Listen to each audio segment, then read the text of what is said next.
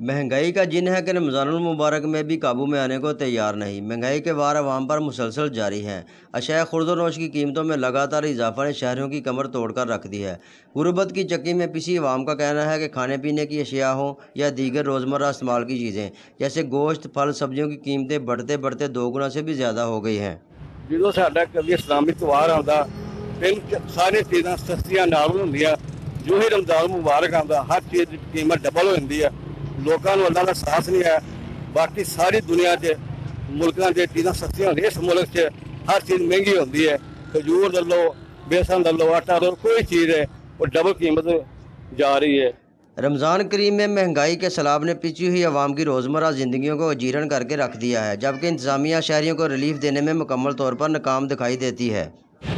शहरियों ने मुतालबा किया है कि रमज़ानुल मुबारक में खुद साख्ता महंगाई को कंट्रोल करने के लिए प्राइस कंट्रोल कमेटियों को फ़ाल किया जाए ताकि शहरियों को रिलीफ मिल सके। मोहम्मद अमीन रज़ा, वश न्यूज़, डस्का।